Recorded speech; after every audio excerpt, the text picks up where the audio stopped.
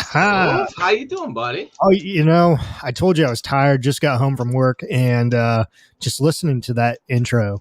Got your Kind of got juice. me got the juices flowing. Brought that BDE. So I'm here. I'm here for the duration. Excellent. Well, happy to have you here, buddy. For everybody out there, good afternoon, good evening, whenever the fuck you're watching this. This is the BackYard Blitz, and again, I'm not even going to guess at what episode number we're on. Eventually, I'll count them correctly,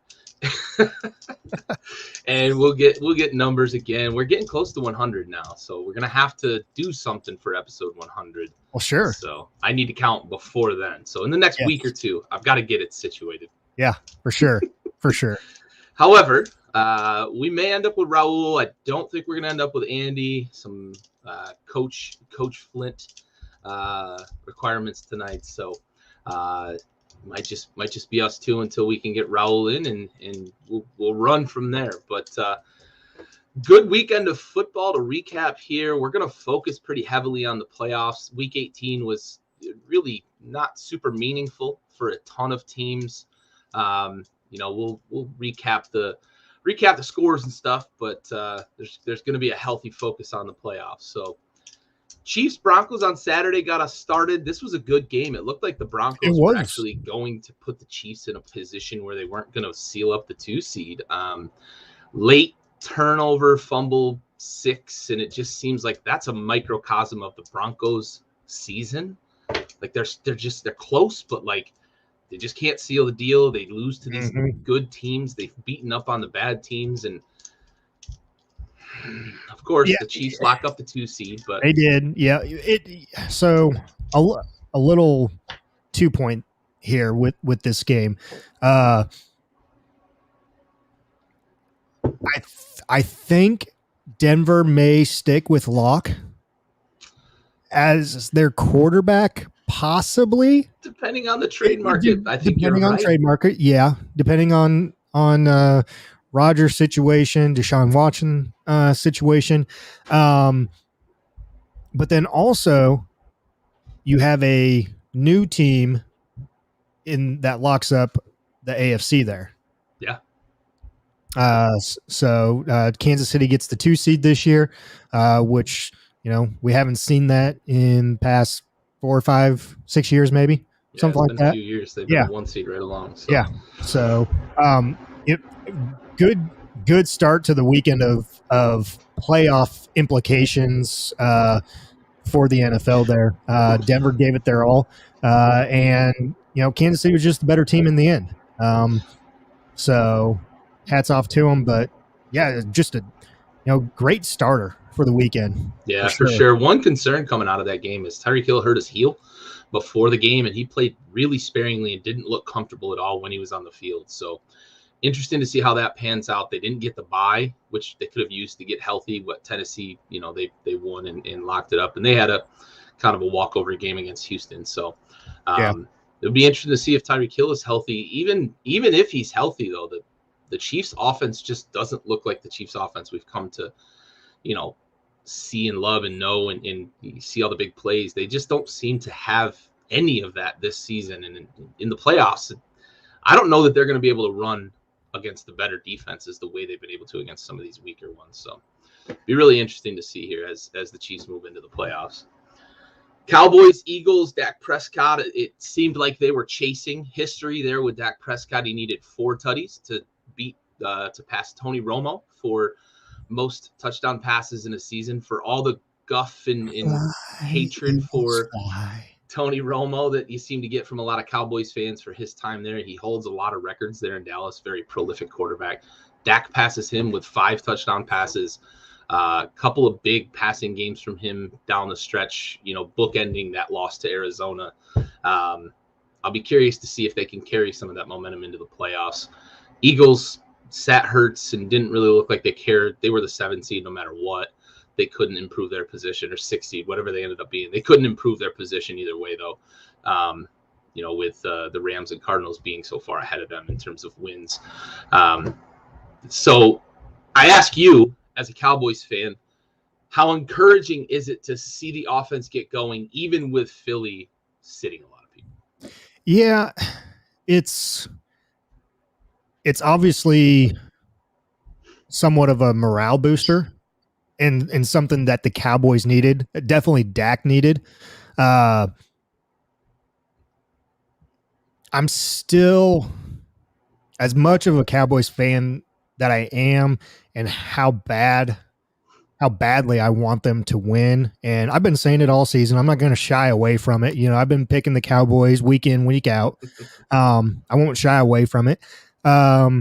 It's there's still question marks with them offensively, defensively at times as well too. Yeah. The big question mark on offensively, obviously, is, you know, does Dak stay consistent? Is he going to have that type of game that he just had against Philly this first round of the playoffs against a good 49ers defense? I hate that matchup if I'm a Cowboys fan. I hate it too, but I love the matchup because these two teams are, who I grew up watching a lot of, in the Steve Young era, Jerry Rice, all those guys. So it's definitely a nostalgia matchup for me personally. Absolutely. Yeah. The other issue I have with the Cowboys, and I've been saying it for the past couple weeks, you've been saying it for pretty much the entire year, is Zeke. He's not the same running back. He's not RB1. He's definitely not RB1. I don't care, that you paid him, 2 years ago, whatever it was. He's not RB1. Pollard is your RB1. Put Pollard in, keep Pollard in, and then maybe Zeke will maybe figure it out and be like, get hungry again, and not the fast food type hungry. Get hungry on the field. As far as busting out some yards and hitting some people head on like he did early on in his career.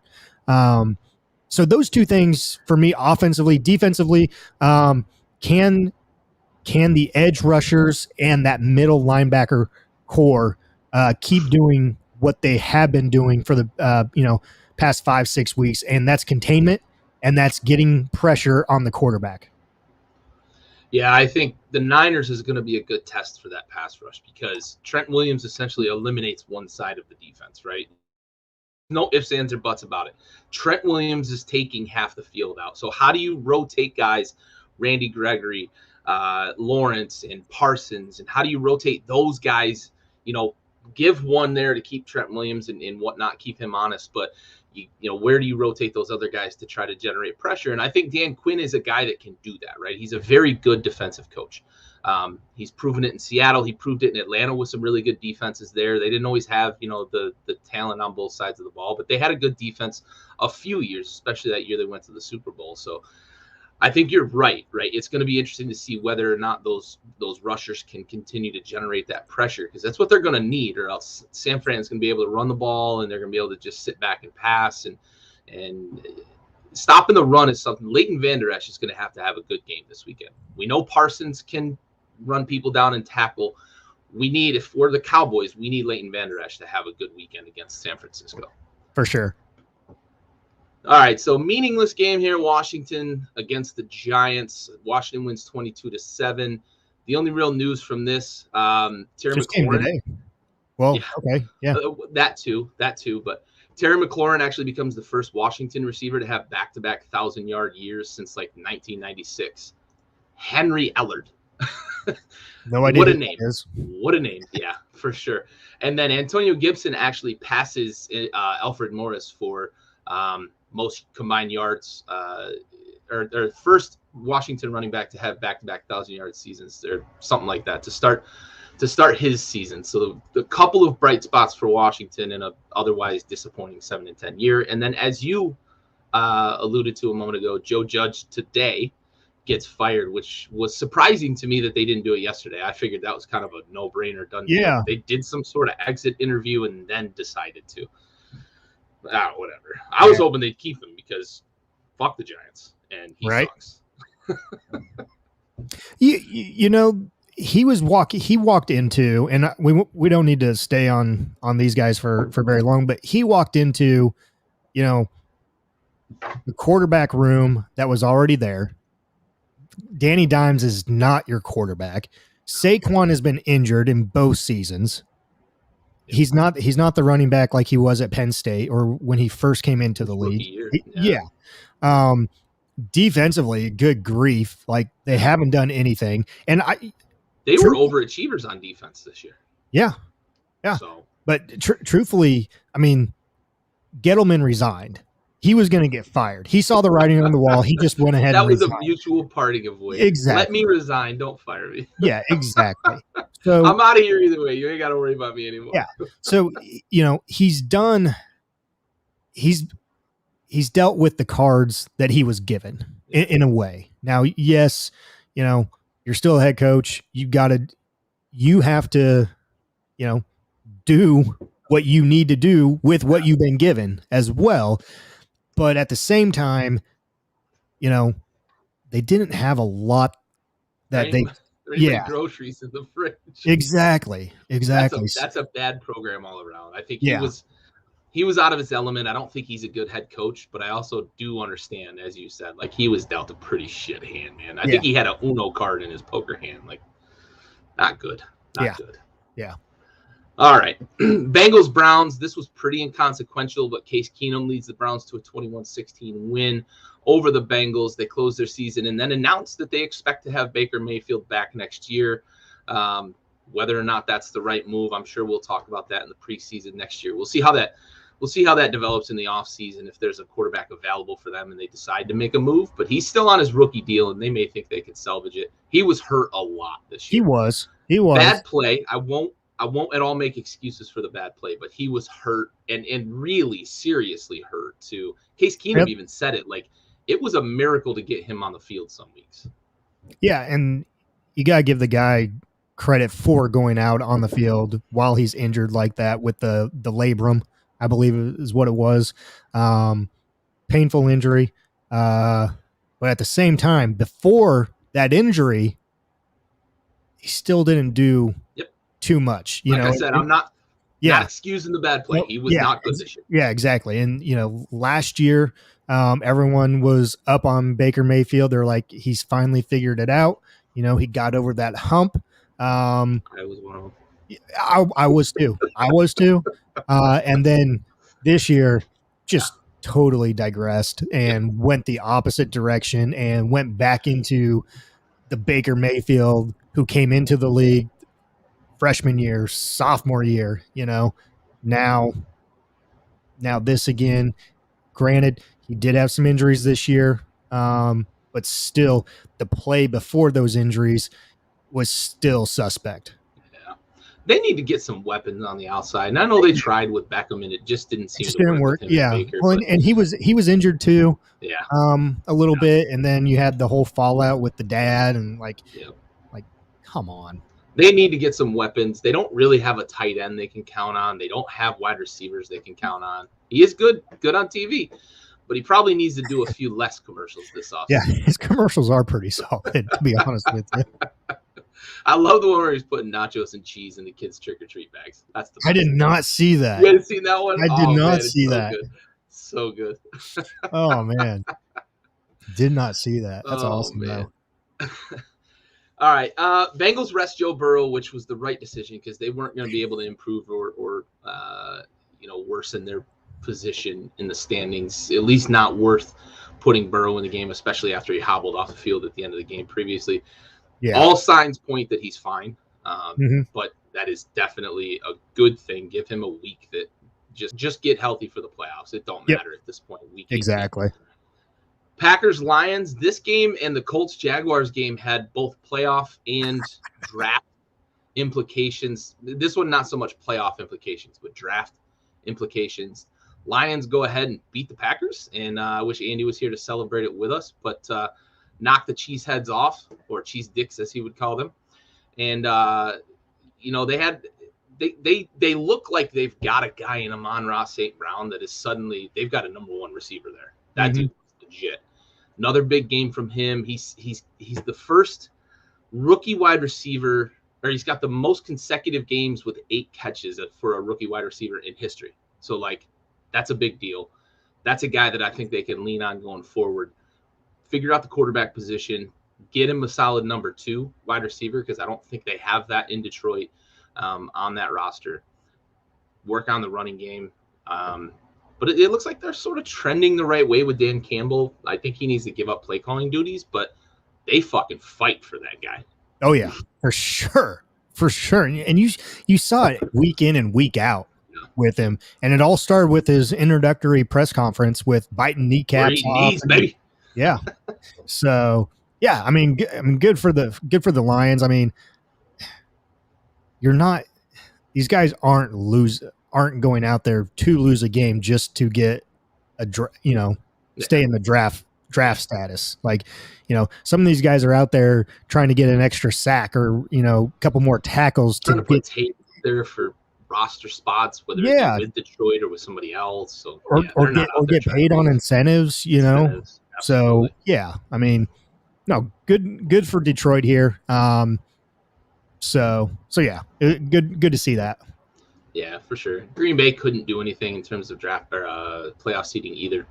They were locked into the 2 seed, and Rodgers got some reps, and then you saw Jordan Love come in, a little glimpse of good play, and then it just went back to the Jordan Love that we have become to known here.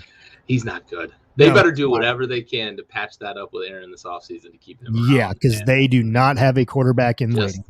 Just fucking chalk that trade and all that up to, we fucked up. He's not good. No. I think they know it too. Yeah. I think that's pretty clear. Yeah, pretty clear. Bears Vikings, not a lot from this game. Justin Jefferson finished with a pretty strong game. Darnell Mooney, bright spot for the Bears going forward as a wide receiver. If they can get Justin Fields some stability at the head coach position and some stability on the offensive, coordination and position coaches. But looks like they might have a little bit of something to build around on offense. The Vikings finally fire Zimmer, and now we're hearing the players on that team come out and say, he kind of was a dick and we didn't like him and we hated playing for him. And it was this fear-based, Eric Kendrick said, it's this fear-based coaching and all that. Like, I've been trying to just explain to people that Mike Zimmer's a bad fucking coach for a long time in Minnesota. They've lost playoff positions. They've lost playoff games. They've lost regular season games because of him. And finally they get rid of him. And if I'm a Vikings fan, I think things are pointing in the right direction for next year. Because if they can, everybody can feel how they want to feel about Kirk Cousins, but if they can keep that quarterback position stable, more importantly than who Kirk Cousins is, keep that position stable because he seems to have some good chemistry with those wide receivers, you can get a coaching staff in that can start to change things defensively, start to change the culture. They have talent on that fucking team. They do. Maybe you get the right coaching staff in there that can start to change the culture there and maybe just a fresh voice too. They probably were just tired of listening to Zimmer. But both head coaches and GMs fired for both of these teams after this game. Finally, we get rid of Matt Nagy in Chicago. Yeah. We said it last week that if they kept on winning like they were, would they get rid of Nagy? And I was I was saying they weren't, and I was hoping they would, but going back to the Vikings and Zimmer here. Okay. And now all of a sudden players are coming out saying that they hated playing for him, this and that. To me, it's just like it. I'll be frank, it's a bitch move. Okay. Yeah. It's a bitch move. In a day and age where basically the players have all the power. You have social media, you have this and that, whatever. and you don't go to social media or say something in a press conference or whatever, to a reporter during the week saying, yeah, Zimmer's not the guy here, can't stand playing for him, don't like playing for him, can't win with him, can't win, blah, blah, blah. And it's, to me, it's a cop out. If you thought that after he got fired, say it before. Okay. Say, this is the issue. Guys don't like playing for him. Why did it wait, or why did it have to take him getting fired for the guys to start saying this? So that kind of caught me off guard with that whole situation, because from what I've read on Zimmer and just from what I've heard from other people around the NFL, just through reports and everything, is, he's a very likable guy. Yes, he is, somewhat stern and old school.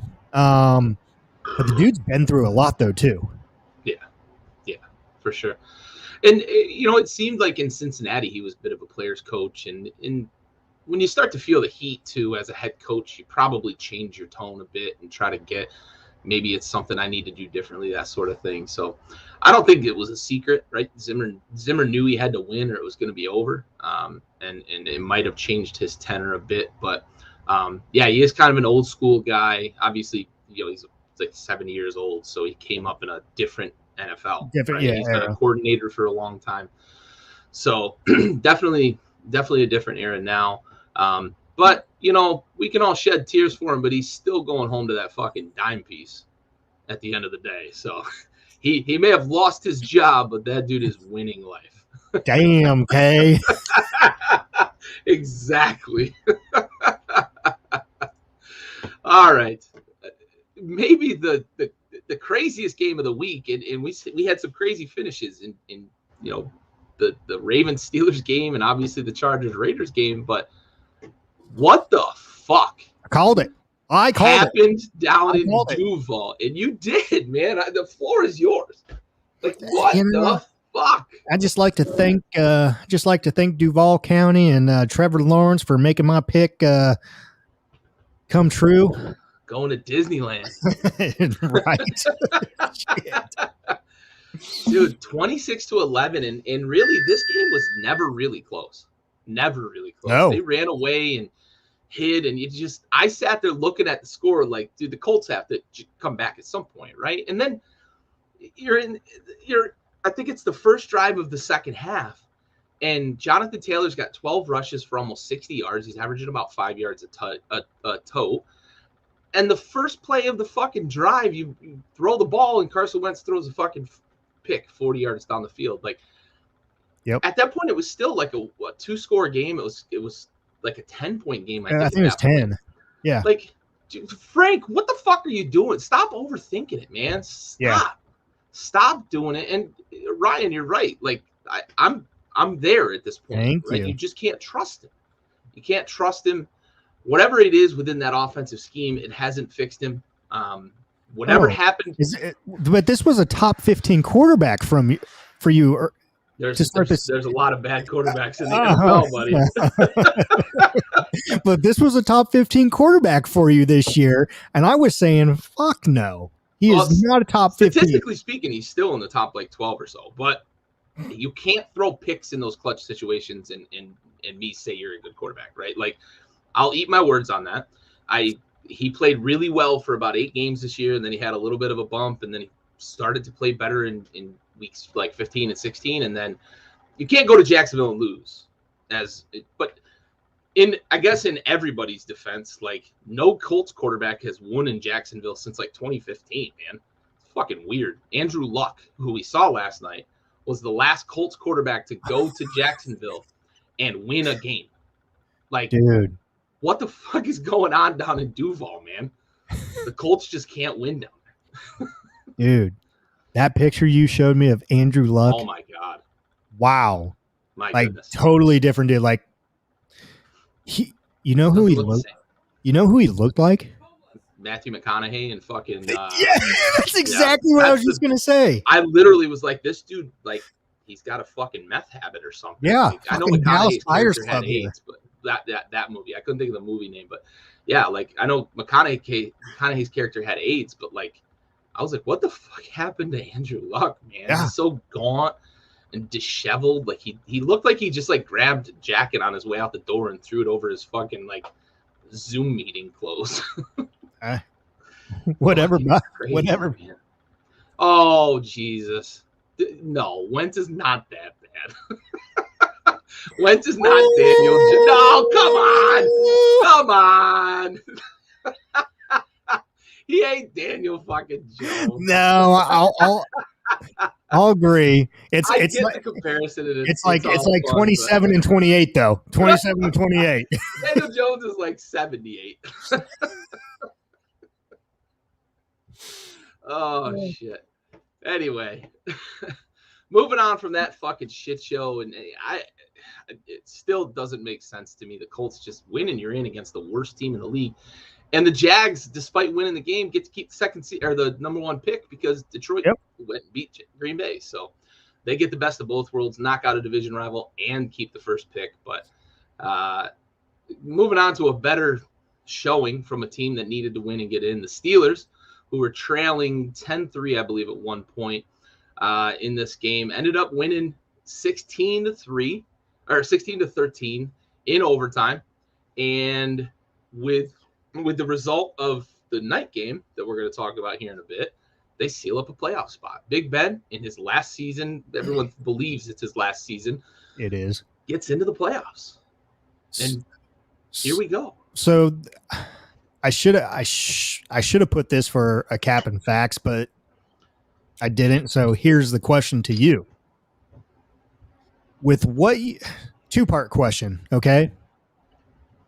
The Ravens downplayed the extent of Lamar Jackson's injury. Part two, Huntley is just as good as Lamar Jackson.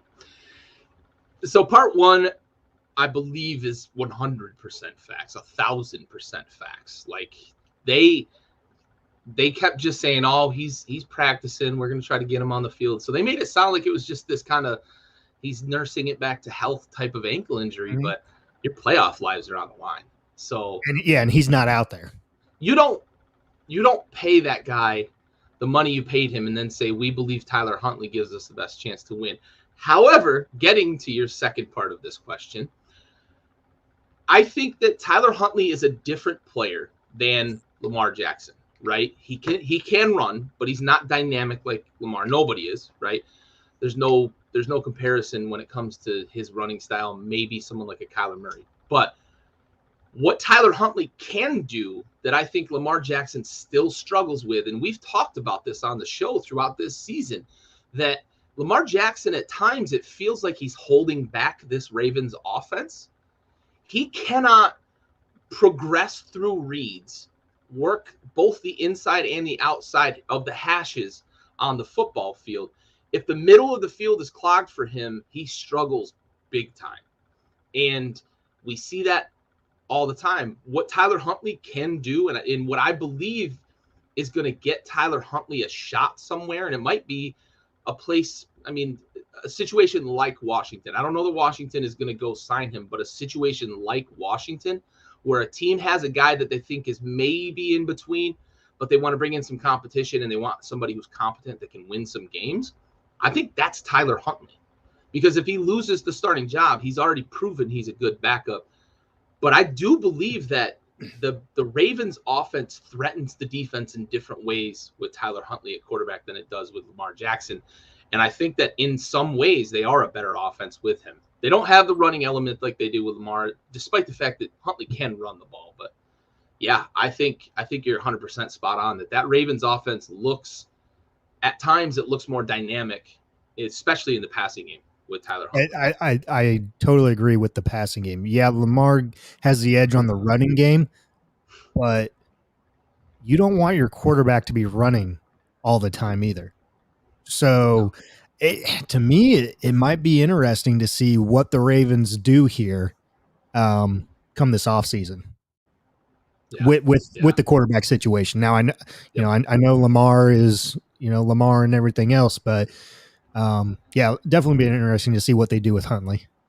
Yeah, I think they'd be smart to try to keep Huntley. I agree. He'd be an expensive backup, and I don't know that they want to invest that much money in the quarterback position, but I think that's a guy that they want to keep around. Mm-hmm. All right. So the Steelers, though, they get in, and TJ Watt ties Michael Strahan. He doesn't pass him. I thought he was going to, but I thought he did pass him. No, he tied him. Okay. Okay. So 21 and a half or 21 and a half. Yeah. Ties Strahan, doesn't quite get the record by himself, but still in the history books. And he played 2 less games too because of injuries. He did. He missed some games. So technically one, with the extra game added, 1 less game. Then we'll call it at that. Yeah, for sure. Good for him. I think he's going to be DPOY. I don't know that you can tie the sack record and not win DPOY. I know there's a lot of momentum for guys like Micah Parsons, but I think he'll win defensive rookie. Yeah, he'll win rookie of the year, and I think TJ Watt is going to lock up defensive player of the year. All right, Titans Texans. This got close late, but the Titans were kind of too far away to catch. They ran the clock out on the Texans. 28-25, locked up the 1 seed, even with the Chiefs winning on Saturday. Big news is Derrick Henry did not play in this game, but he was designated before the game for return from IR, and they get the bye. So now it looks like we're going to see King Henry back on the field in the divisional round of the playoffs. Whether he's going to be in football shape or not, that guy, I think, has to change the perspective of a defense, right? Like, for sure. You don't put that mutant on the field and a defense just goes, he's been out, right? Like, yeah. Still Derrick Henry. Yeah. So Titans not only win, get the 1 seed, but they're getting some reinforcements. So yep, for sure. AJ Brown looks healthy. Julio Jones, they say, could get healthy before that second round game. So Titans might be even more dangerous than they look right now. All right, Saints Falcons. This had a little bit. If the Niners had lost, this could have gotten interesting in terms of playoff seeding. But the Niners, we'll talk about here in a moment, ended up winning. So the Saints finish at 9-8. Taysom Hill is going to have multiple surgeries on his foot or feet. I think 1 on each foot. He's proving weekly that he's probably not going to reach those incentives as the starting quarterback in New Orleans, or he shouldn't. And Trevor Siemian did fine as a backup, as Trevor Siemian has in nice. Happy to have you here, Hazel. But the Saints, they finished 9-8. I think Sean Payton's done a bang up job with that roster and how much time they've had missed from guys like Kamara, and obviously with Winston going down.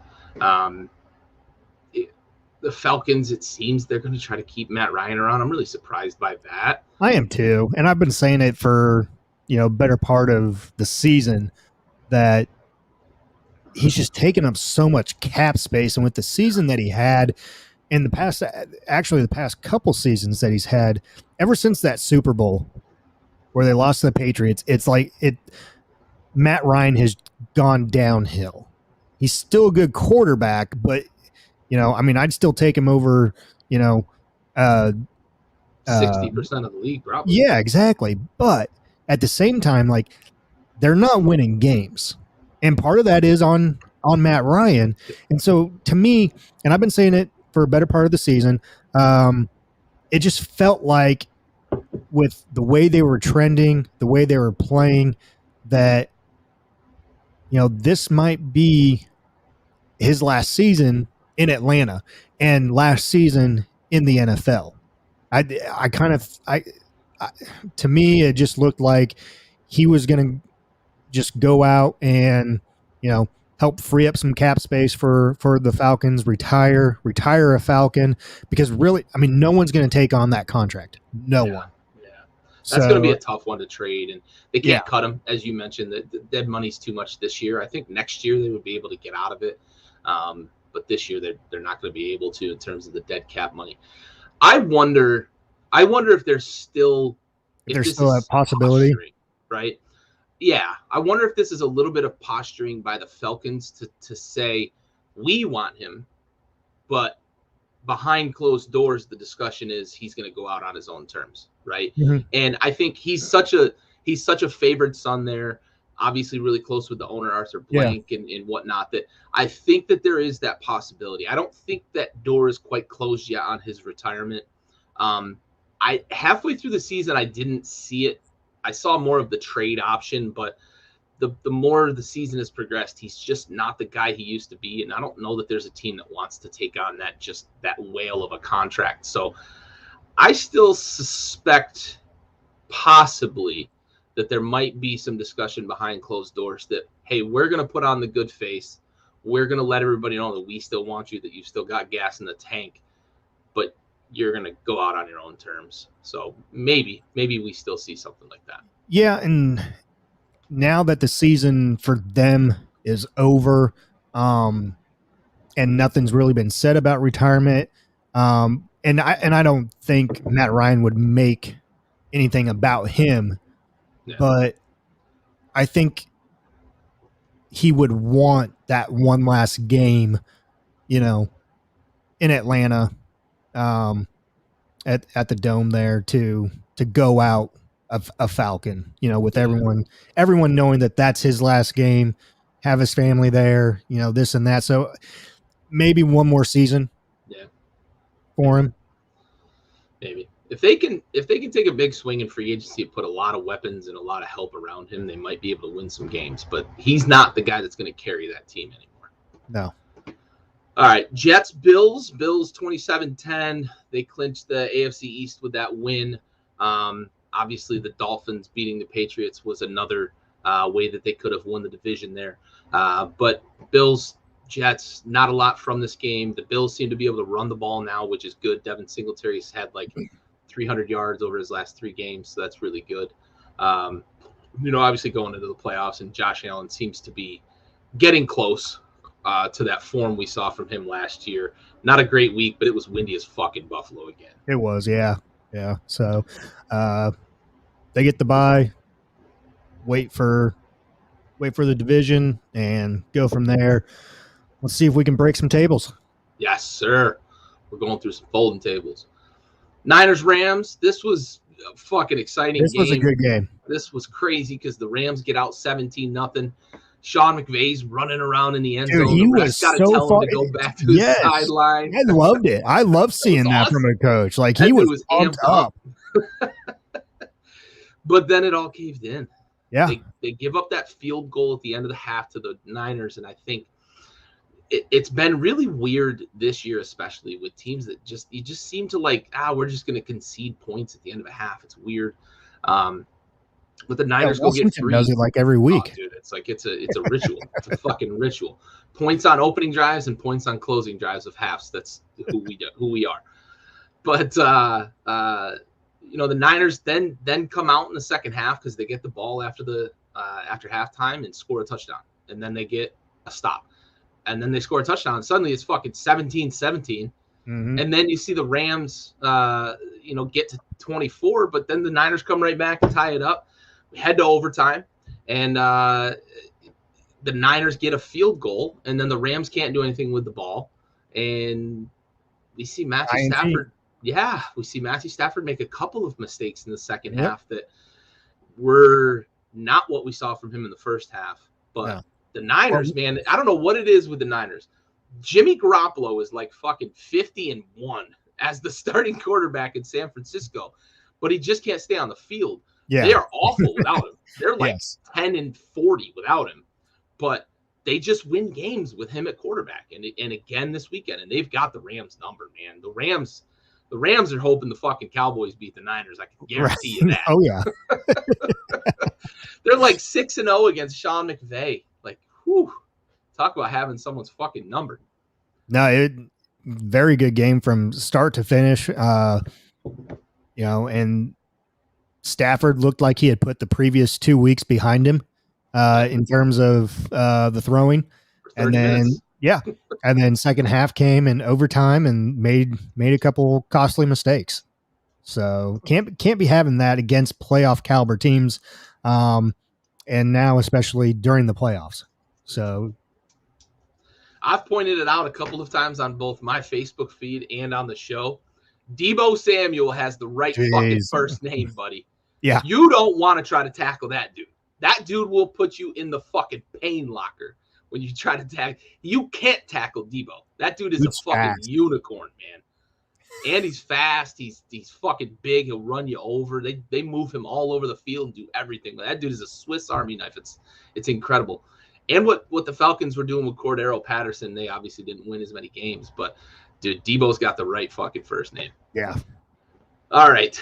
Dolphins, Patriots. Dolphins finished the season at 9-8.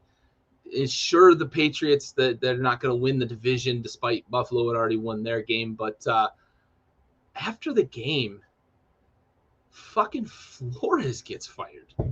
Yeah, this is a stupid move on the Dolphins organization here. Get the fuck out of here. This is why you're called the Miami fucking Dolphins and haven't had a winning caliber team since fucking Dan Marino. Get the fuck out of here. Dude, he's won 19 games in the last 2 seasons. When was the last time he won 19 games in 2 seasons? Jesus. What a terrible, terrible, terrible move.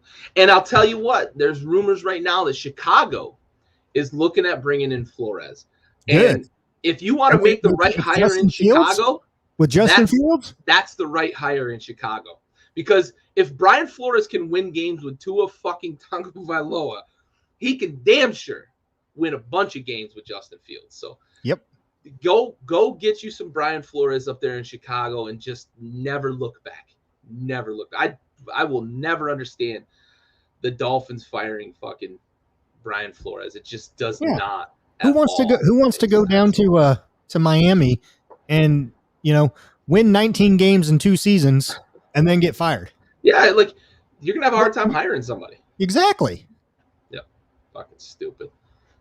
Anyway, Seahawks Cardinals. Cardinals could have taken over the division. Oh, the Cardinals again, eh? Yeah, the Cardinals again. They are the Cardinals again. They are the Cardinals. They can't win at home. They're 8-1 on the road this year. Yeah. 8-1 on the road this year. And they are 11-6. They are 3-5 at home this year. It's a good thing they didn't win the division because now they go on the road. Now they go on the road, exactly. But they had a chance to win the division, and Russ cooks them up. He had what he ended up with. I think 2 tutties, and Lockett had 2 tutties, and Rashad Penny looks pretty good there. So this is an enigma of a team, man. Arizona. How are you 8-1 on the road and 3-5 at home? It's so crazy. I've been saying it all year, bud. Arizona being Arizona, man. Yep. Unreal. That win against the Cowboys was the blip on the radar. Exactly. Bucks Panthers. Bucks score 41, knock off the Panthers, division rival. Big note from this game: Tom Brady had his career high in passing yardage. Also, defied Bruce Arians late in the game to make sure Gronk got his incentive. Said, you ain't taking me out. You ain't taking me out. Gets Gronk a catch and then walks off the field. So good on him. And that honestly, like my brother and I talked a little bit about this. Like that's why dudes will run head first through a wall for Tom Brady. Yeah, that's why. Anyway, they're gonna look to get healthy too. They might get Fournette back for the playoffs, so that's a big deal for them because they can't seem to run the ball very well right now. No, not at all. Chargers, Raiders, though, man, what a way to finish the fucking football weekend. We talked about this last week as a possibility. If the Colts lose to the Jaguars, the Raiders and Chargers literally could have just kneeled it out. And then somebody one-upped that on Twitter I saw. Couldn't they just snap the ball and stand around for 15 minutes and end the quarter with one play? And they could, dude. Like, there's nothing against that. Dude, that would have been awesome. I think they might be able to say, like, forward progress was stopped or something weird like that. But when a defender's not engaged, like, I don't know that forward progress applies, right? No. So they could have gotten real weird with this thing, but they didn't. They played it out, awesome. And we had a fucking spectacular game between Justin Herbert and Derek Carr, the Chargers, the Raiders. They go to overtime after a furious back and forth regulation. Back and forth. We get down to 38 seconds left in the game. The Raiders have the ball at like the Chargers 45. So if they're going to kick a field goal, it's going to be 62, 63 yards. And now they're playing in a dome. So elements would have been good for Carlson, who's one of the better kickers in the league. He's probably second best kicker in the league, to be honest, behind obviously Justin Tucker. But they had a chance for this thing to end in a tie, and it looked like the Raiders were content with either walking off with a long field goal or taking the tie. And to be honest, I'm suspicious if they weren't willing to just take the tie. Oh, yeah. And they were. Yeah, I think so. Yep. They won't admit it, at least not directly, but you heard Derek Carr after the game say, yeah, that timeout changed our mentality. So yep, exactly. Speaking of that timeout, Brandon fucking here's your Thanks Haskins. Oh my God. You gotta be shitting me, man. You gotta be shitting me with this stuff. There's like 3 seconds left on the fucking play clock. And you call a timeout and you say, oh yeah, we wanted to get our fucking run personnel on the field. You had 37 seconds to get your run personnel on the field. It's not that difficult to sub people on the fucking field. So you're fucking lying. You just shit down your leg, buddy. You shit down your fucking spare parts, bud.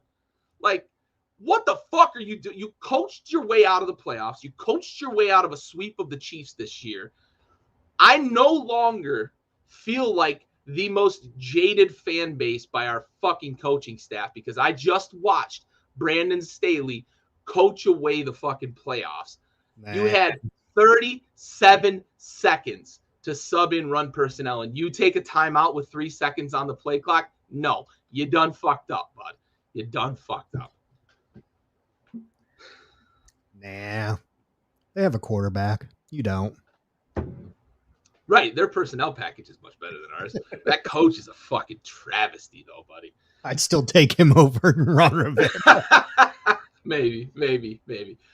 But good finish, though. Carlson knocks down a 47, 48-yarder to end the game. Raiders lock up 6th seed. And Big Ben, obviously the Steelers were rooting for this game to just not end in a tie. It didn't matter who won. They just needed somebody to win and somebody to lose so that they could get in at 9-7-1 on the season. So big ups to Big Ben and the Steelers, but big ups to the Raiders, man. They've overcome so much adversity. And yep. I think we said it pretty early on, but I think now I think we know that Rich Bisaccia is probably the guy. I totally agree. And if he's not, I don't know what they're doing. No idea. You better make a stellar fucking hire if you move on from that guy. Yeah. But I'm right there with you, bud. Yeah. Like he's the guy. Yeah, for sure. And they better keep Derek Carr too. Absolutely. Yeah.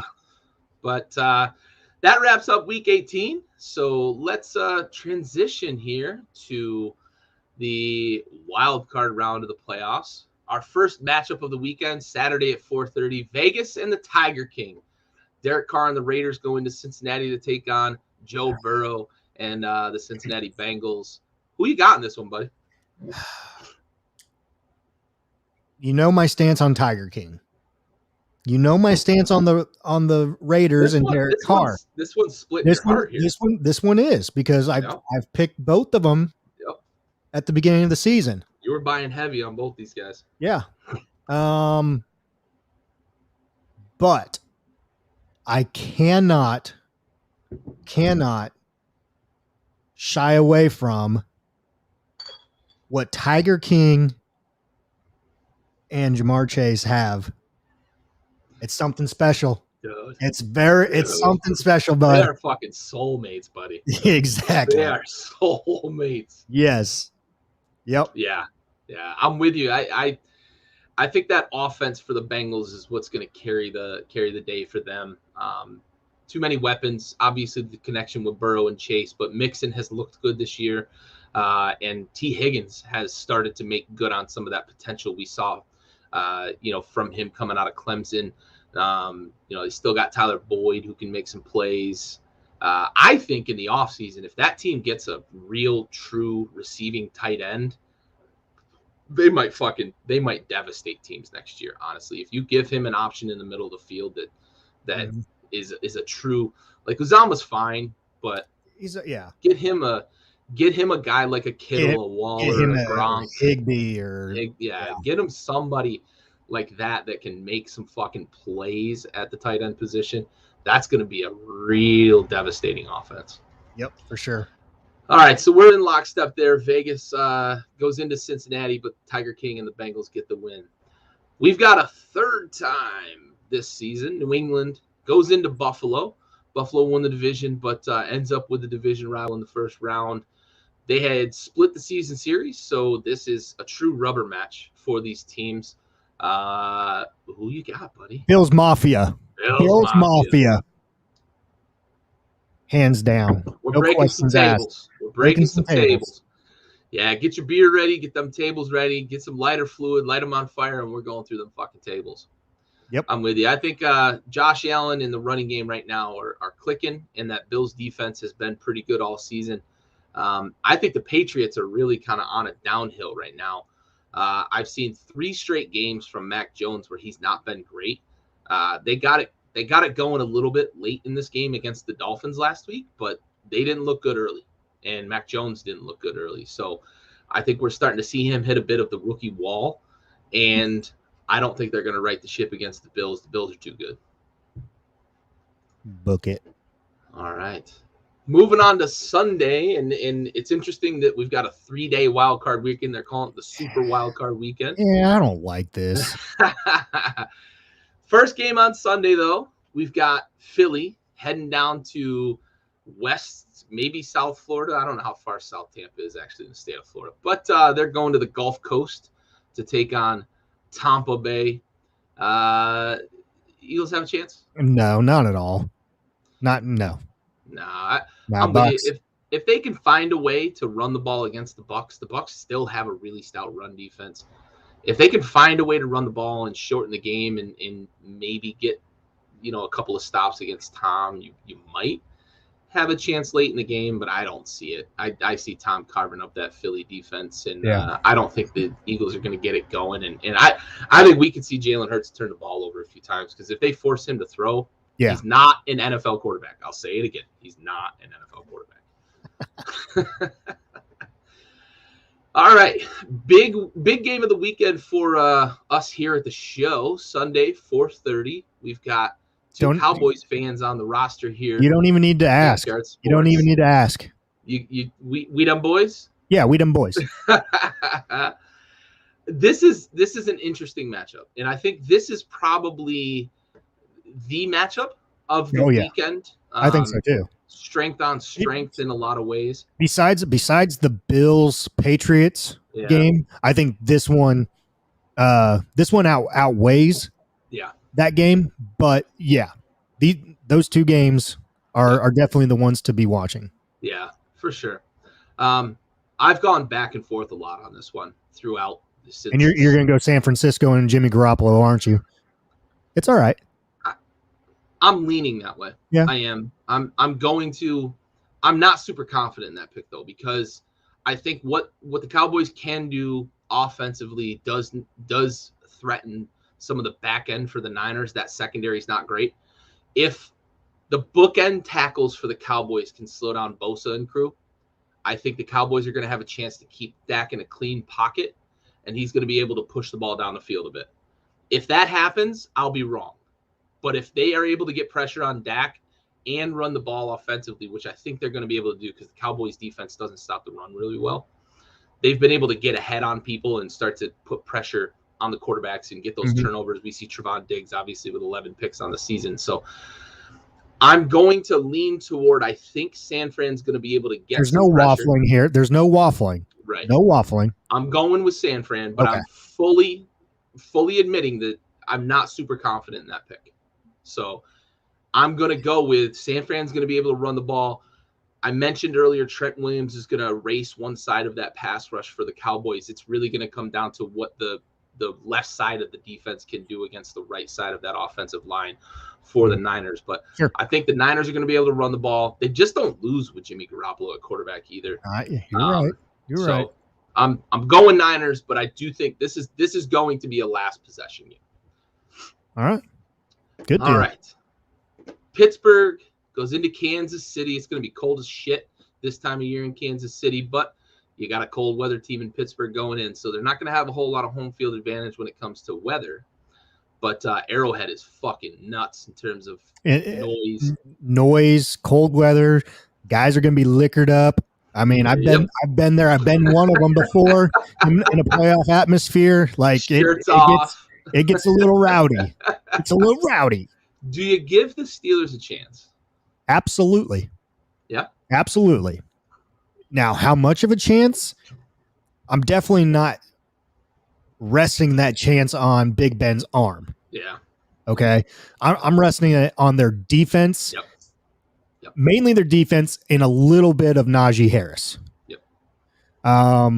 Yes, there's obviously a chance. Man. You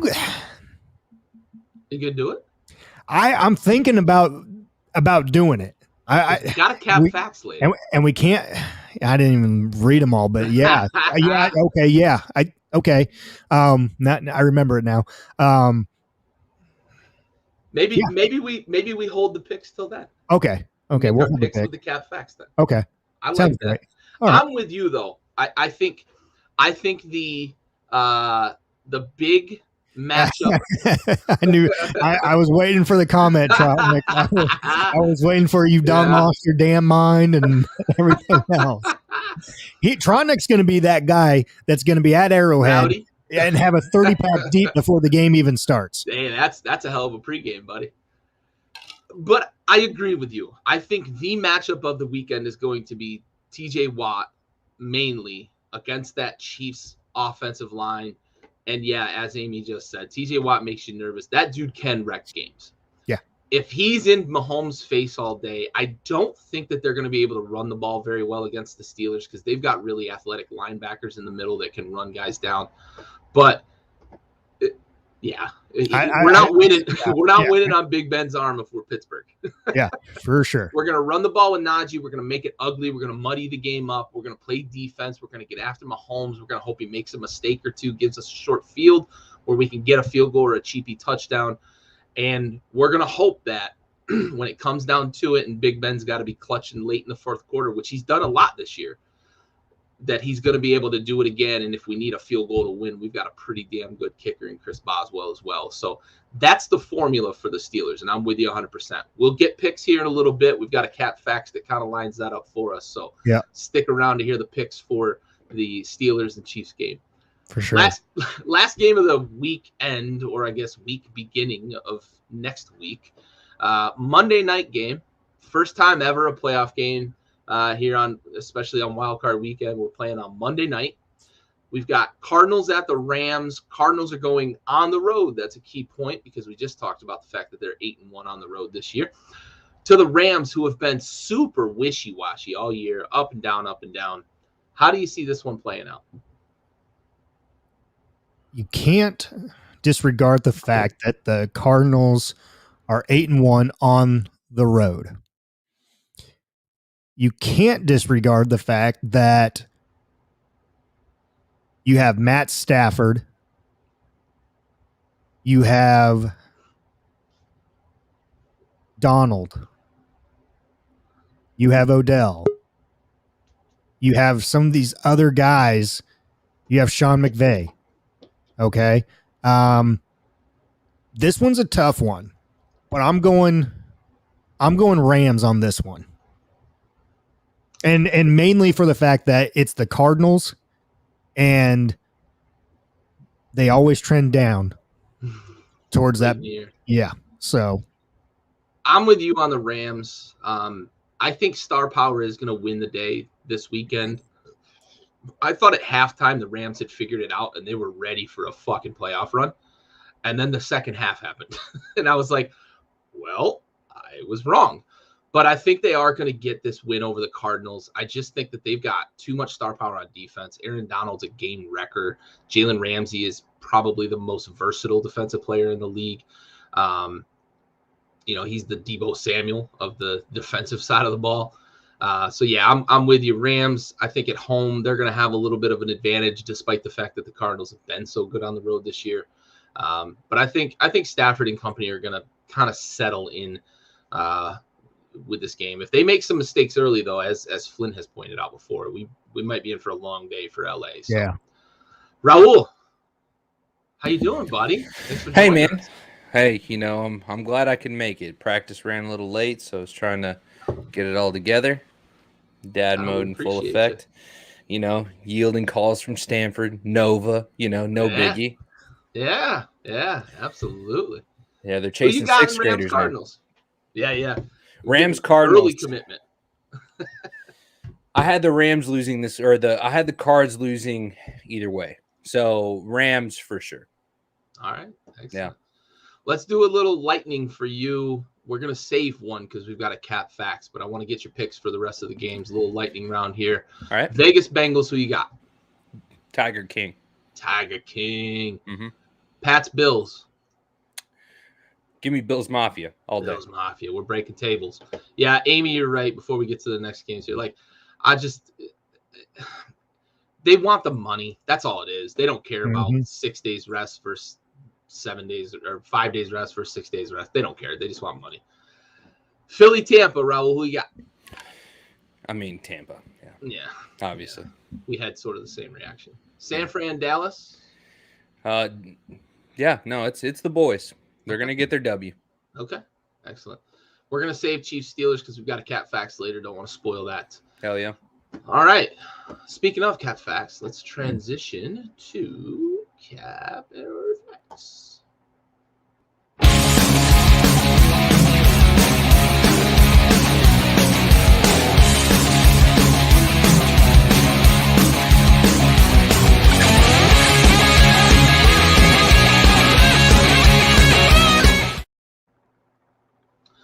All right.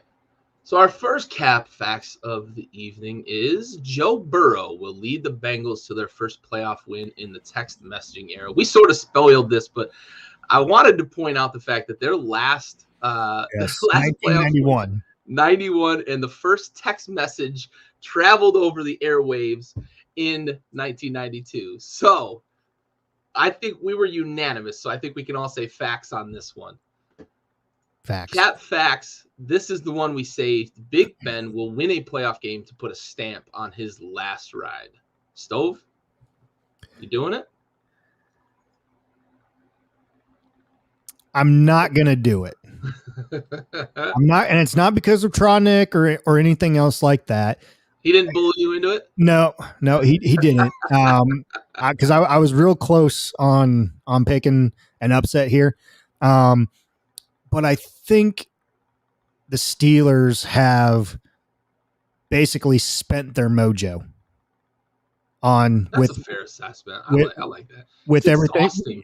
Yeah, with everything that was going on with Roethlisberger on the last home game at Heinz Field and family and everything, and then going on the road and beating Baltimore in an overtime game, like all that. A division rival, a black and blue game, and they went to overtime. Yeah. So I think a lot of their mojo with everything. They had to wait till 1 a.m. to find out if they were going to the playoffs. Yeah. So cap on this one. Give me the Chiefs on this one. Raul? Yeah. I mean, give me the Chiefs, dude. And it's nothing against Ben. It's just the Chiefs are gonna turn into the playoff Chiefs. I don't think that's gonna go away, and I don't think the Steelers have the tools to stop that. So yeah. I'm gonna be the dissenting opinion here, and it's very nip tuck. It's like we talked about, Stove, that we're gonna rely on T.J. Watt and company to get after Mahomes. We're going to rely on Najee Harris to give us a little bit of balance on offense. That dude is a man. If they ever get an offensive line there, that dude's going to run for 1,800 yards and probably have 2,500 all-purpose yards. That dude is a man. Mm-hmm. Go figure, a Bama running back, right? But we're going to rely on that, and then it's going to come down to a last possession where the Steelers have to go down and score a field goal to win. And I just think Big Ben, with all of his inability to be the guy he used to be, he's still clutch. He's still clutch. We've seen it a handful of times already this year. So I'm going to go out on a limb here. I'm going to take the Undertaker's last ride, and we're going to get a win for Big Ben on his way out. I'm not mad at that. Not mad at it. Yeah, I'm glad. Usually you are mad at me. Well, you usually say dumb shit, so you give me plenty of reason to be mad. All right, Cap Facts. The Bills should feel good about where they are right now entering the playoffs. Raul? I mean, I say facts. They're going to walk into, I'm not going to say easy, but it should be a routine win for them. They should be able to handle this game, no problem. And it sets them up for, I mean, if they're not going to have a bye week, they might as well be ready to go into next week and whatever that's going to entail based off of this weekend. But, I mean, yeah, I think they should be fine. All right. Stove? Yeah, facts on this one as well. And we kind of alluded to it a little bit earlier with the run game that Buffalo has going on with Singletary. Josh Allen, isn't having to run the ball like he normally has been. Seems like he's passing the ball better. And then also on the opposite side, the Patriots and Mac Jones not looking like he had been early on in the season. He's been trending downward towards the end of the season here. So, yeah, it's a clean sweep. I think it's facts. I'm with you 100%. Bills running the ball. We talked about it. Yeah, I'm going to get to that right after this one. That fucking hurt. Let me tell you, that fucking hurt. 1 point. 1 point. If one of those teams would have got that 2-point conversion, bud. Fuck. That fucking hurt. Especially for a game that was like fucking 6-3 at the half. And it was like 13-12 going into the fourth quarter. And we got an explosion of points in the fourth quarter, and it finished a point short. Anyway, Bills should feel good about where they're at, though. Running game, I love it with what Singletary's doing. I like where Josh Allen is mentally. I think it'd be a little more efficient with the ball, but it was windy as fuck last week. If we can avoid a hurricane gale force winds in Buffalo this week, I think they should be just fine. And as you mentioned, Stove, and we talked about a little earlier, Mac Jones is trending in the wrong direction, finishing his rookie season. So a little bit of a rookie wall. We see it with a lot of guys, but he looked so good for so much of this season that it is a little surprising to see it down the stretch. But it's not surprising that a rookie hits the rookie wall. Yeah. We're just going to rub it in because I picked the Steelers. I like it. All right, next Cap fact. Similar vein here. The Bucks should feel good about where they are right now entering the playoffs. Stove? I'm going Cap on this one, and mainly for the fact that the Bucks have been injured for a while now. Still don't know if you're getting Fournette back. You still don't have a run game. Passing wise, you have Mike Evans, but your receivers have been injured too. Defensively, yes, you still have a good stout run defense, but they've been injured as well.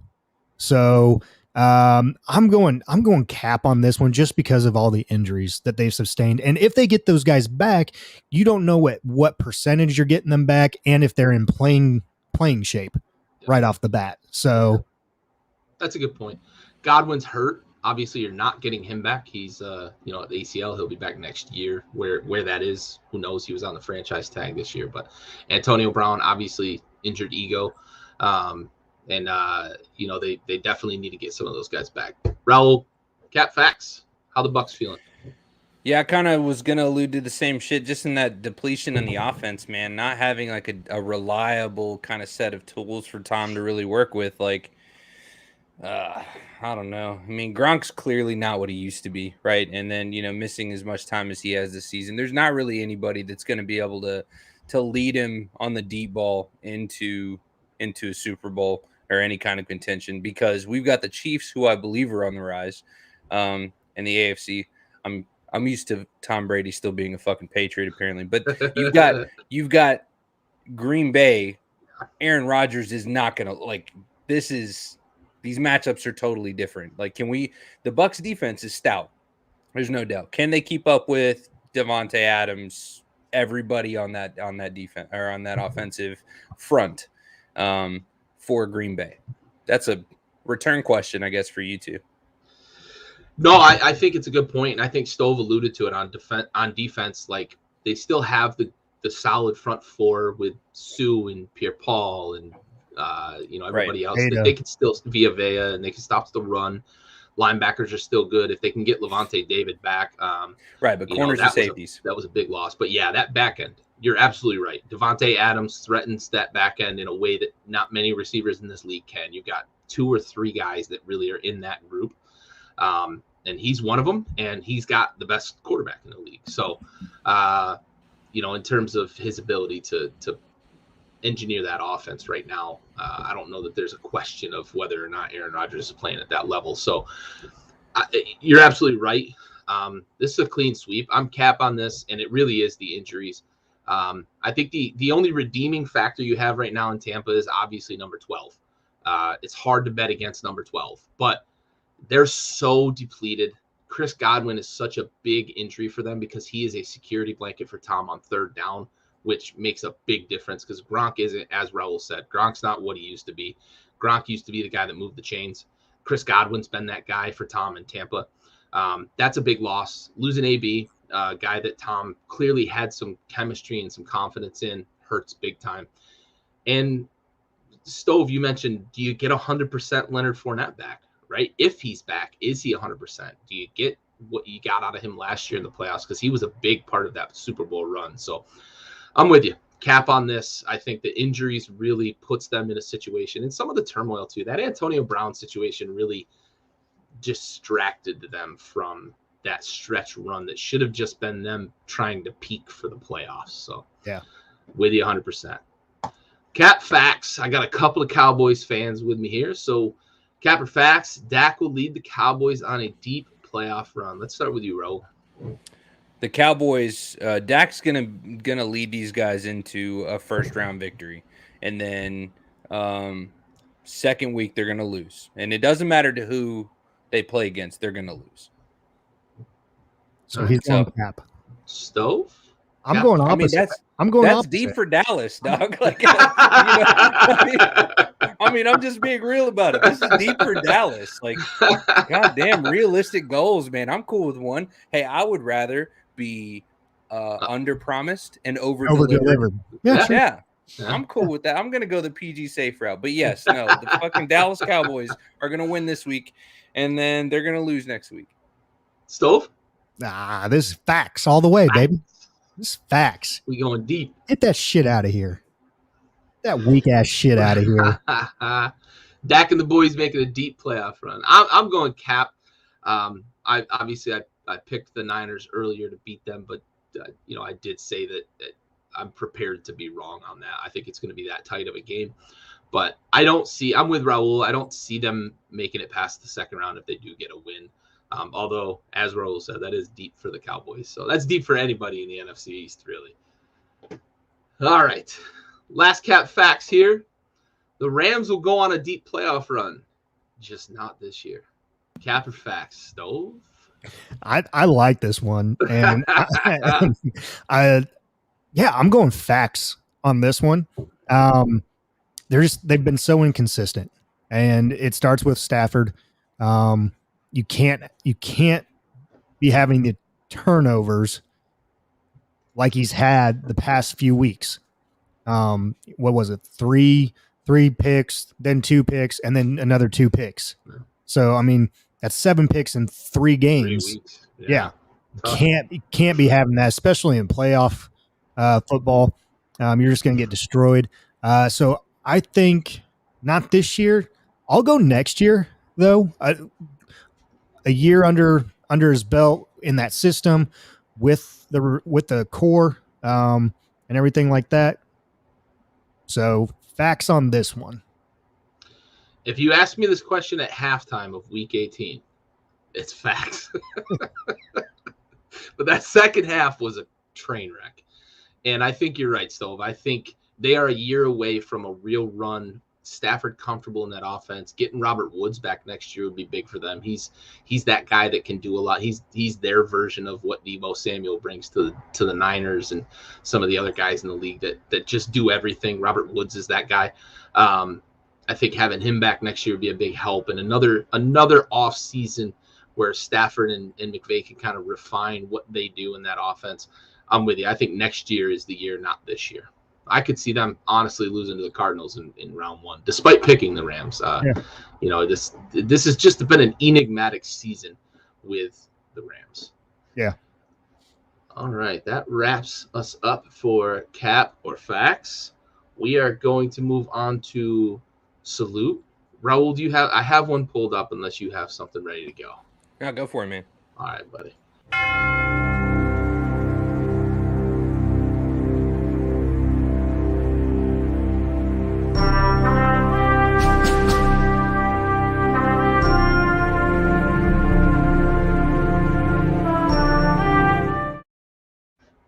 All right.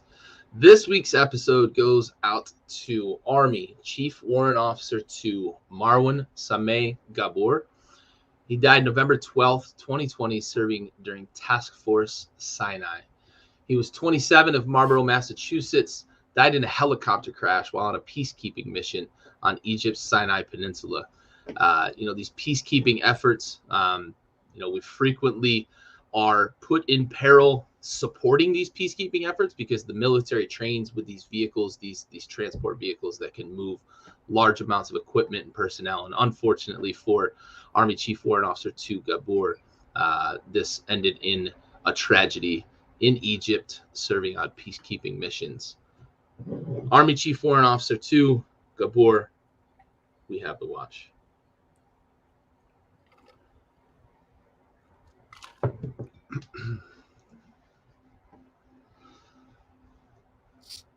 All right. Let's transition here to Thanks Haskins.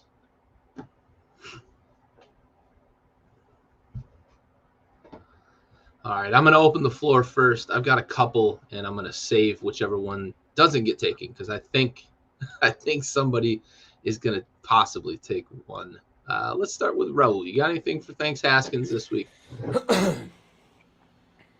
I think my Thanks Haskins is probably going to be – I'm going to try to go the not obvious two. I don't know. The Dolphins organization's my Thanks Haskins. You know? That's one of them. What the fuck? Come on, dude. Are you fucking kidding me? Have you seen any of the videos from Frank the Tank from BackYard or from Barstool? Yes. He's a passionate Dolphins fan. He was damn near tears in one of his videos talking about Flores. That's how dumb a move this fucking was. Like, damn near tears, man. Just unreal. Good choice, Raul. Good choice. What the fuck are the Dolphins doing, man? Stove? Should I take your other one? Yeah, if you want. I got a few in the chamber. You go okay. ahead. No. I got a few in the chamber. No, This is an interesting weekend. Yeah. I was actually gonna go the Dolphins as well here, but let me see if I got another one in the chamber. Give me a rant about Staley. Give me that rant. No, I'm all right with it. I'm good with that one.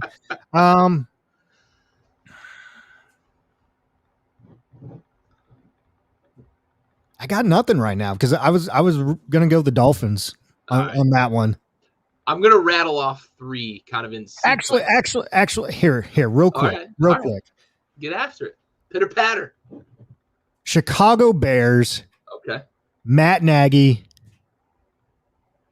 You finally got it right. It took you 3 fucking years, too fucking long. You drafted a quarterback that you knew was not going to be playing for that same head coach after a year. The Chicago Bears organization is almost like the Miami Dolphins organization right now. For that, thanks Haskins. Did you see George McCaskey's fucking interview talking about how like he's still the person with respect in that organization and he answers to the owner because it's his fucking mom and like holy shit, what a fucking tool bag that guy is. What a shit show. Did not see that. Oh my god. Take a quick look on Google because that dude's a fucking tool bag. But now, right. if the Bears pick up what you said earlier, Flores, then the tables have turned, and then it's going to be a damn K. Yeah, buddy, we're getting a damn K if Flores is hired there with Fields. Fuck yeah. All right, so I'm going to rattle off 3 in succession, and it's all coaching decisions. It starts with Joe Judge for the Giants running 2 quarterback sneaks at his own fucking 3-yard line in a game that they're down. It was like 16-7 at the time. They run back-to-back fucking quarterback sneaks. Get the fuck out of here with that shit. You deserve to be fired in-game for that shit. Hashtag thanks Haskins there. Frank Reich throwing the ball in a win and in game against the Jaguars, a team you should handle, but they're throwing the ball when your running back's averaging 5 yards a fucking carry. Nix that shit. Put the ball in the belly of Jonathan Taylor and let him go fucking nuts. Hashtag thanks Haskins. And then the bonehead play of the weekend, the bonehead decision of the weekend, man. I ranted about it a little bit earlier. Brandon Staley just with the weirdest timeout I've ever seen. And then to kind of put the stamp on it, has the dumbest explanation after the game. There was like 3 seconds left on the play clock when he called timeout. And his explanation after the game was, we wanted to get our run personnel in the game. You had 37 seconds on the play clock to get your run personnel in the game, and then you call timeout. It's just the most inexplicable timeout. And my hat's off to the Raiders because I think that they were like content to just either try to bang a 60-yard field goal or just fucking run the clock out and not take a chance because it's the safe play. But once that timeout got called, good on them to just go out there. We're going to run it down your throat, and we're going to try to get this first down, and then we're going to kick a field goal. And lo and behold, they did. Josh Jacobs runs it for 12 yards or whatever, and they bang home a 48-yard field goal with one of the better kickers in the league. So Brandon Staley for the inexplicable timeout. Hashtag thanks, Haskins. And that was a fucking great game otherwise. Oh, my God. It was such a good game. Fantastic game. Absolutely. All right, let's slide over to a little 180 from Thanks Haskins and run some damn K.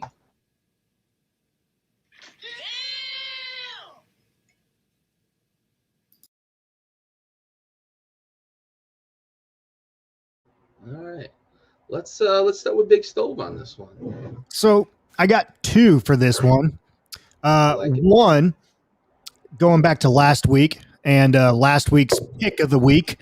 Yes. If you remember this correctly, I picked the Jacksonville Jaguars over the Indianapolis Colts. We did.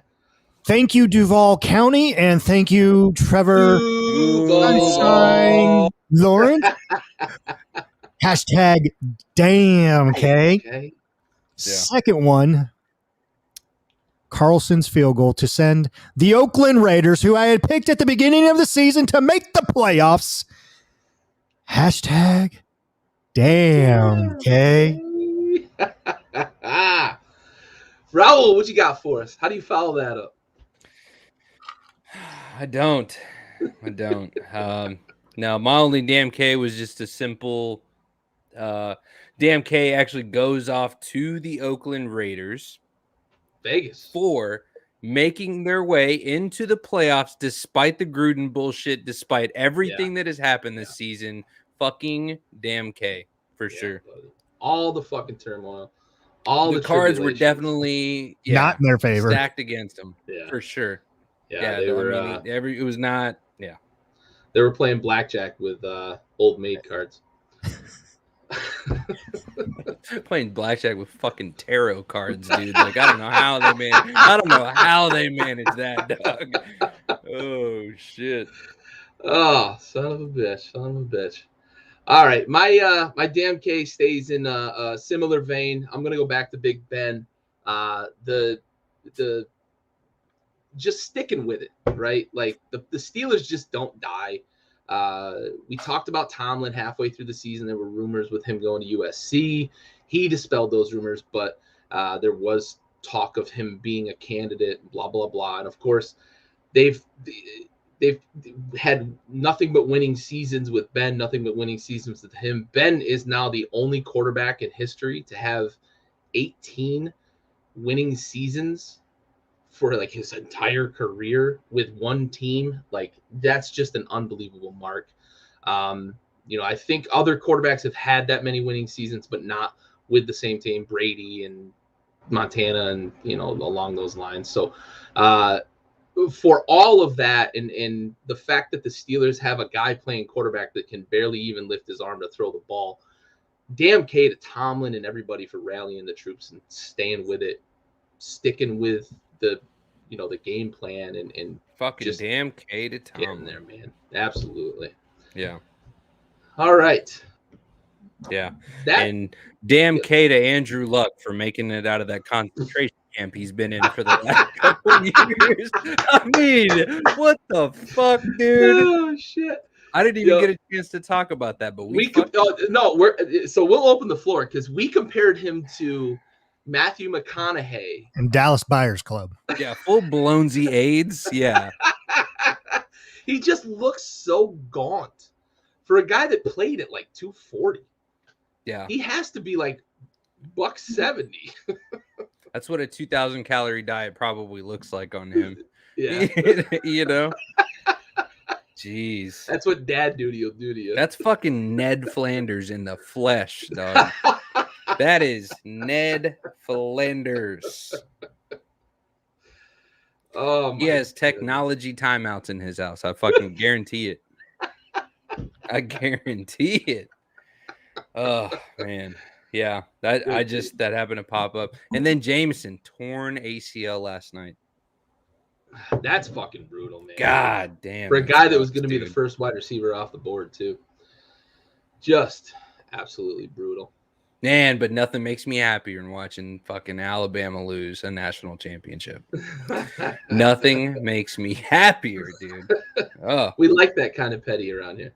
Oh, I fuck with it. Hey, good on Saban though to be a good sport, and even to openly admit, hey, you kicked our ass in the fourth quarter. I loved it. I love that banter, man. And then to sit behind in the interview and give credit to his quarterback and his receiver, like I love that. Like that's. That's why we're talking about the greatest college football coach of all time.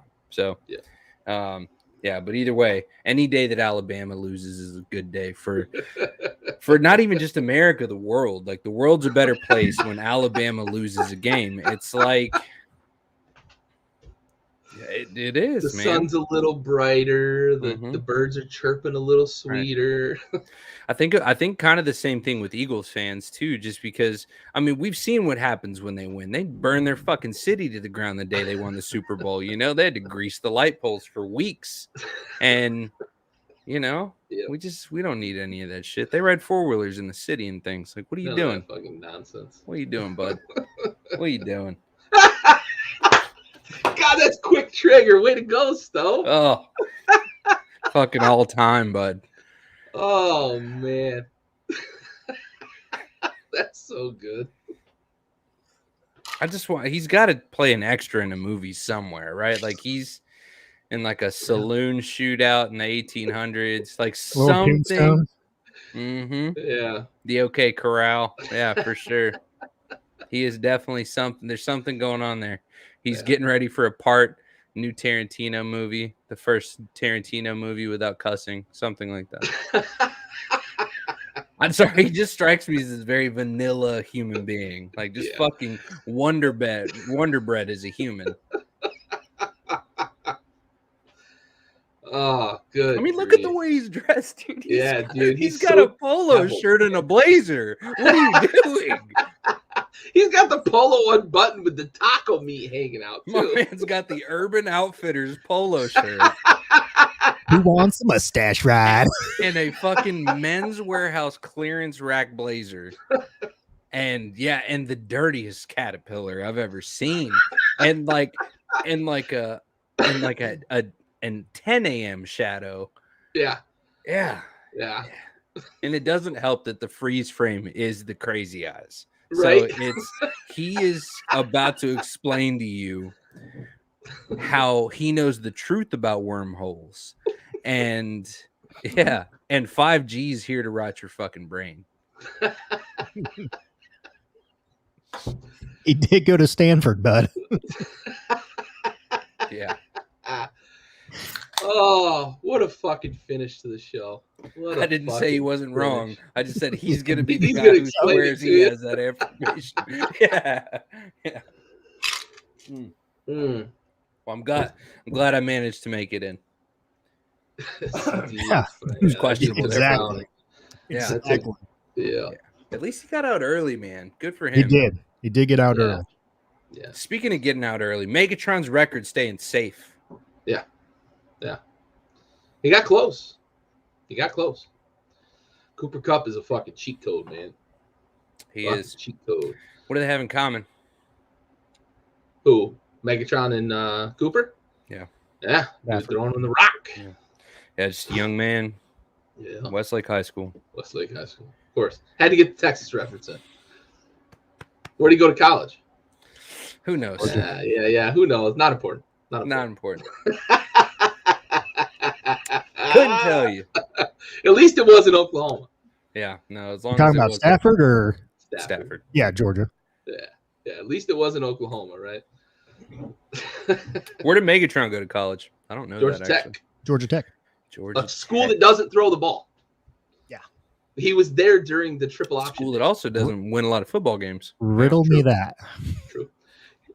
Also, here's a trivia question for you, and I've brought this up on the show before. Maybe you guys remember, but Calvin Johnson did not win Georgia Football Player of the Year in his senior year of high school. Who did? What year was the senior year? Oh, Jesus. 2007, 2008. It's a guy in the NFL now. It's a guy you would never guess because he doesn't play. It's a coach in the NFL. Oh, fuck. And there's another Stafford connection. Sean McVay. It is Sean McVay. I was going Kellen Moore. Sean motherfucking McVay, a read option quarterback in high school, won Georgia State Player of the Year. Yeah, did you see him run down to the end zone? Right? He could still get after it. Yeah. But he won Georgia State Player of the Year, Calvin Johnson's senior year. Go fucking riddle me that. Damn. So I think we got into trouble last night on I saw some things get flagged from on the YouTubes. Fuck. That's a sore subject.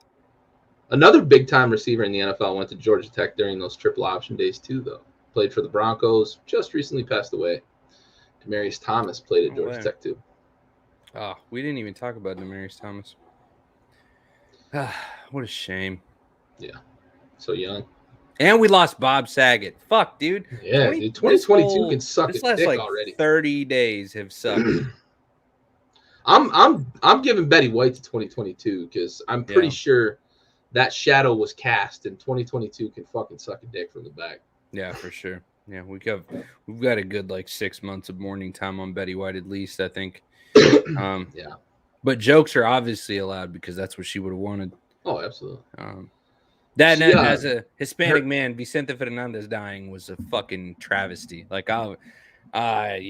was in a dark place there for about a week. It was tough. Do you know who that is? You guys familiar with him?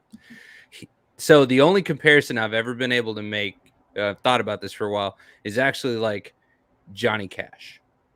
He wasn't he's a just musician? Yes. So he's he sings traditional Mexican music, right? And it's regional or ranchera music. And so anyways, he's been around since the 60s. And so he just recently retired 2 years ago, something like that. And so he passed away last month. And so this is somebody who, it didn't matter what type of music you listen to in Mexico, you know who he is and you like his music, period. It just is what it is. He's one of those guys, again, like Johnny Cash, like Elvis Presley probably would have been had he made it into his 80s. He's like that. So like the entire world from Texas south is in mourning right now. So yeah, Oh, shit. that's a tough one. Legend, rest in peace. For sure. 3 generations, all 3 of them, him, his son, and his grandson are all like really, really talented singers. Oh, shit. Mm-hmm. All right. Well, I think we can wrap it up here. Any closing remarks? Let's start with you, Raul. Always run a QB sneak when you're inside your 15-yard line. On 2nd and 3rd down. Yeah. Just word of advice. Yeah. You know, as Pete Carroll says in the red zone, fucking pass play, bud. Yeah. Right at the 1. Lean into it all the way. Goal line, dude. You're running a slant. Hot route. Stove? Closing remark? How about them boys? How about him, dude? Yeah, we're going to find out this weekend if Dak's primed to make a run. Interested to see how he responds. They've had 2 good weeks and 1 bad week here down the stretch. So be interesting to see. For me, a couple good matchups this weekend, but the 3-day wild card weekend is weird. I'm sure Monday night I'm going to enjoy watching the game, but it's always been playoffs. It's Saturday, it's Sunday. We got marathons on both days. They should have just done 3 and 3, 1, 4, and 8 both days.